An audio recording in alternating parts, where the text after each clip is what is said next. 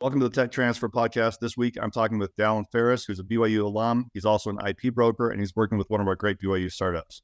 So, Dallin, could you introduce yourself for a second, and then let's hear about what you're up to. Yeah. So minor correction there. I actually went to the school up north. What? The U. However, got well connected with BYU growing up here in Pleasant Grove. And I know several of the now former BYU tech transfer guys, Spencer Rogers and Mike Allard. They introduced me to the vast portfolio, and it's kind of how I actually got set on this path to now I'm doing patent brokerage with Vibrant IP, specifically in healthcare, but with engineering and high tech and other verticals like that. So really a great opportunity to see new assets and valuable technologies and companies start on their path towards hopefully changing healthcare and saving lives. Yeah, I should point out, you also worked for Summit Venture Studios, right? So I did, yeah. Probably right after college. Yeah, and so I worked for Summit for a year and a half doing all kinds of different stuff. They went from, I was analyzing the tech transfer,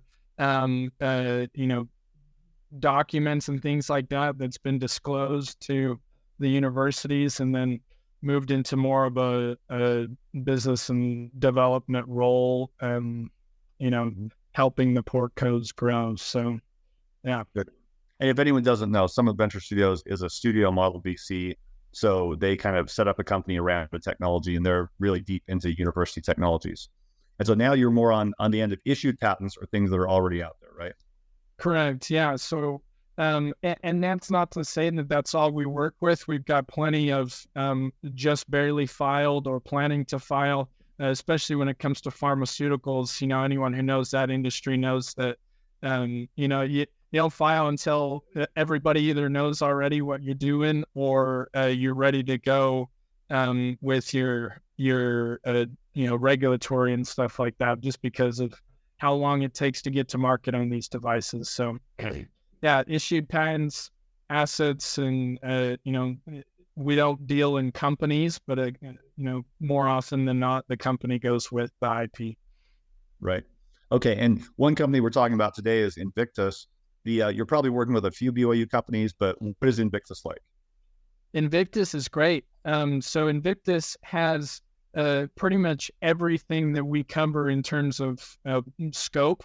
They are a university spin out where they've licensed 6 BYU patents, I believe, from Scott Sommerfeld, and they also licensed another university's patents to pull it together into kind of the foundation of what they have now, which is, their own patent portfolio of a NICU sound attenuation device to help, preterm babies thrive and get out of the NICU, days or even weeks or however long, in advance. And so they're approaching clinical trials. They're FDA approved and basically ready to rock and roll in the marketplace. Yeah, and we've actually had an interview with George Hutchinson, who's the founder. He's in Texas, right? And he was passionate about creating this device. Why is noise cancellation in the NICU important? So, I'd say, for one, anyone who's been in the NICU or even just a hospital in general, I actively try and avoid hospitals, not only because they smell terrible, but because they're loud and there's all kinds of beeping. I remember when I got my appendix out when I was 15, it was, I'm all popped up on morphine and everything, but yet I'm just like, still can't even sleep, nothing, no rest, because just beeping and, all kinds of nurses running around, things like that. So what George has developed right now, specifically with a focus on the NICU, just because of the big difference he can make there and the high expense involved, is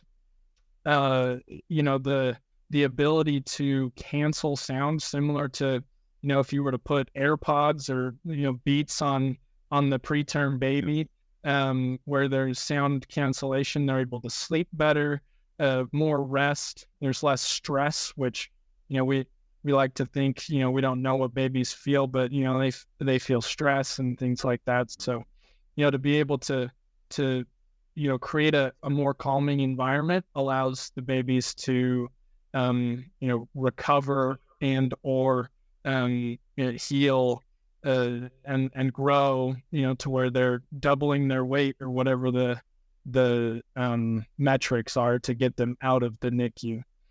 And just so people know, we're not actually putting babies on or Beats on the babies, right? I think the product, if I understand it, it's external speakers, so they would be maybe in the corners of the container or something, right? It is. So the current solutions, and this will give everyone listening an idea of the dinosaur industry of healthcare, and especially hospital use healthcare, is right now they have tape that go over the preterm baby's ears. They also have, ear muff type covers, but they're more of a plastic rubbery material. They're trying things, but ultimately it's products that there's no visible benefit. Is that you're not seeing, and it's not changing the environment. And so what George has developed is a device that goes alongside the patient monitor that allows for the sound coming in to be measured, and then the external speakers basically triangulate with the baby's head and cancel out in a negative sound wave fashion. So the sine waves are canceled by cosine waves, and for the mathematicians out there. But really neat technology, and it's the same type of technology that people like Apple and the headphone users are doing for their noise cancellation.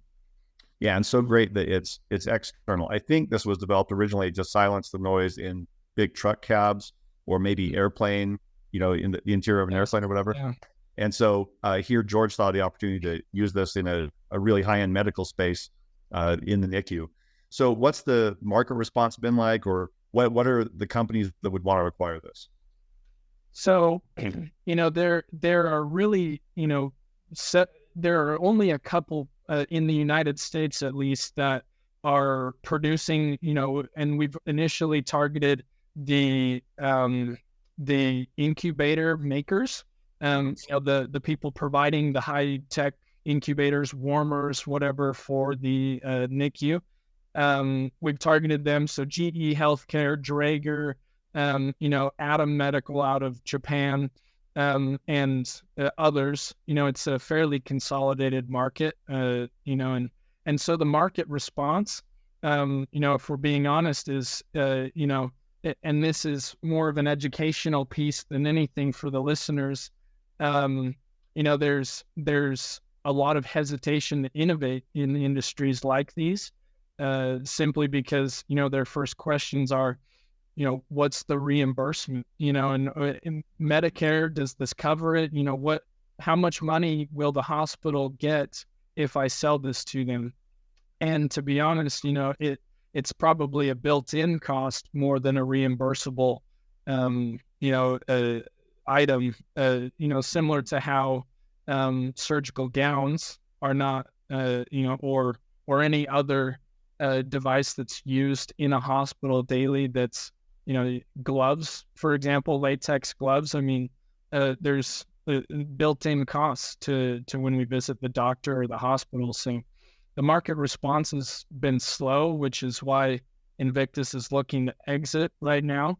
But we're seeing a great response and great interest from the active companies in the industry.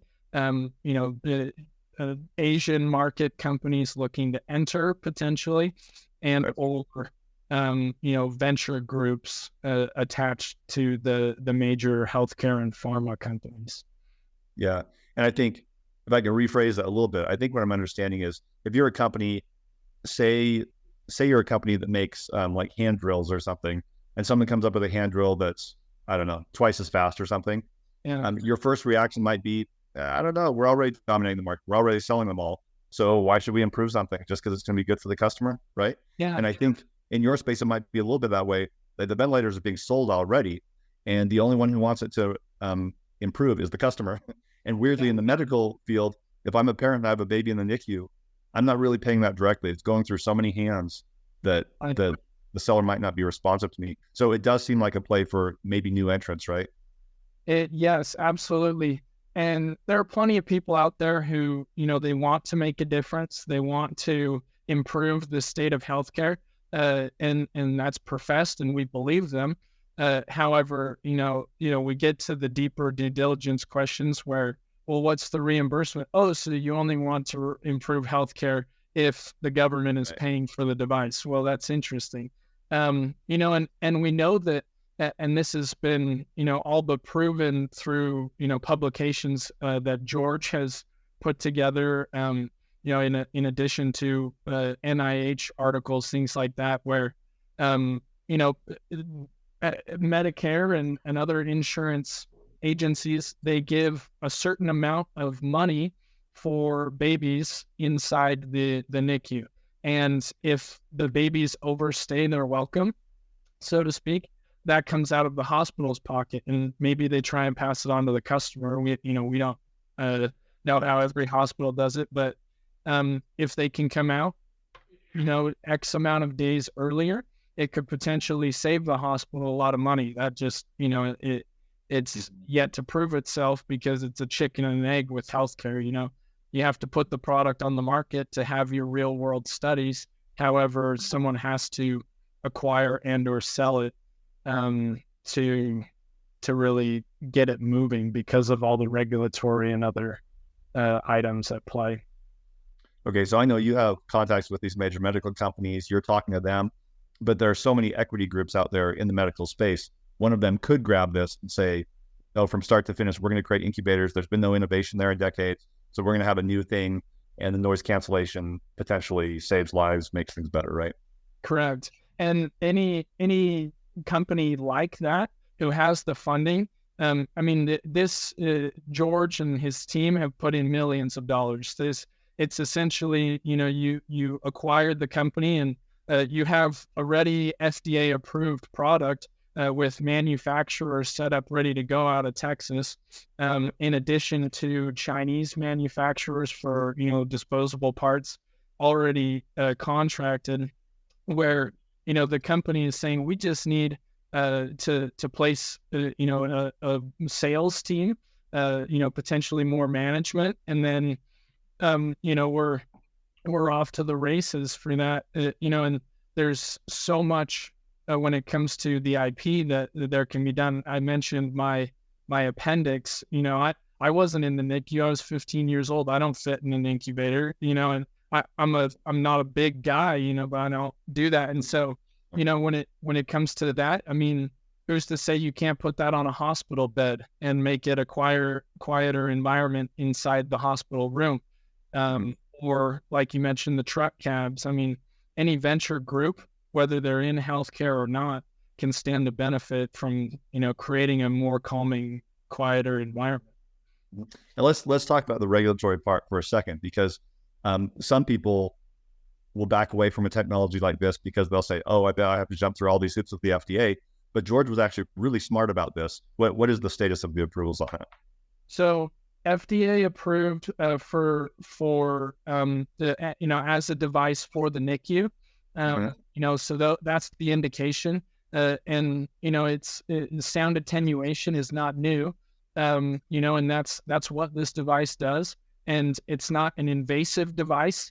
There's not really a heavy lift. So, to my understanding, not being a regulatory expert, all that's left, if you want to do any other indication, is, a 510K approval, if you're, looking to be on hospital beds instead of just in the NICU, or any other place. And, obviously you don't need any regulatory. Maybe you need regulatory in some minor fashion for the truck cabs, but likely not, Right. And so George was smart. he's got studies designed, ready to prove this product. The regulatory has been done, and all the requirements for entering the NICU are there. So, okay, that's great. And could this be sold as just an add-on product? Like, I think George has been targeting create the entire incubator unit, but could this be a device that you just attach to something? Yeah, so this is retrofittable. And I could share pictures and stuff. I don't know if we'll do that on this podcast, but Either way, happy to pull it up and show a retrofittable device. But yes, it can be built into the incubators, whether it's a Draeger model or a GE model, or you can go through and retrofit every single incubator and or hospital bed that exists in the United States or in any other market. So here's the retrofitted model. You can see, all right. You've got the triangulated speakers, so to speak. I mean, we'll call them speakers, but likely George will use a more technical and smart term. And there's off to the side a patient ventilator that will detect the outside environment noise, and then cancel that via these attenuation devices. Wow, so those are microphones on the outside, huh? Yeah, so if I have a better picture, this is our listing on the website, but it gives the listeners, watchers, kind of an idea of what's going in there. And George built this with purely altruistic purposes. I mean, everyone wants to exit their company and make money, but if he's included features to this, such as, what if the parent wants to talk to the baby? Well, he's built in a parent's voice microphone. So, you obviously don't want a mom and dad's voice to be dampened by the attenuation, and he thought of that. It's very thorough, well thought out device. So, okay, great. So we'll post this podcast episode. It'll be up on LinkedIn. So people in the medical equity space are going to see it. If someone says, "Oh, I'm interested," what are the steps? What should they do? Well, some good steps are you can visit vibrantip.com and you can go on to patents for sale or license. And there's obviously like contact us pages, things like that. But we're fairly approachable. You can find me, Dallin Farris, on LinkedIn. You can find Peter Johnson, our CEO, who leads out on most of the negotiations. There are some processes when it comes to accessing financials and the cap table and et cetera, where we'll ask for that to be done under an NDA. But there's a lot here in terms of public materials that can be accessed via the website, or we have data room links for requesters. People can email me at Dallin at vibrantip.com and request a data room. But it's fairly simple process, very, very doable. And we build it that way as a brokerage because, that's what we're hired to do is make our inventors and our buyers' lives easier. Okay. And this is just my, lack of knowledge of the area. In a deal like this, wouldn't the acquirer always pay all cash, or do they pay over time, or what options are there? There's an infinite amount of possibilities. Companies have approached saying, we want all cash because we don't want to worry about, paying you down the road. We've done licenses in certain fields of use. We've done, milestone payments where, we're going to hit a certain number of sales or regulatory approval for X device or whatever, or, back-end royalties, or all of the above.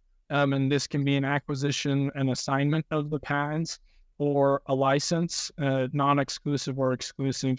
We want to make sure our buyers understand that the inventor obviously would love to be paid out, and there are obviously a lot, there's a lot of money that's gone into this, and so the upfront money makes a difference. But if someone is looking, I know BYU Tech Transfer has a lot of startup activity and a lot of people looking to enter, a highly valuable space. A deal structure can be, Right. a make or break, and we can help make. Yeah, exactly. Yeah, with our startup companies, just like you're saying, and you know how we do things here. Yeah, we try to not take cash on the upfront for a startup because we want them using their cash for other things, right? Right. So, but that's great. Okay, and I know we're short on time, Dallin, but one other question that could be of interest. We have a lot of BYU business students who watch our podcast and listen to what we're talking about.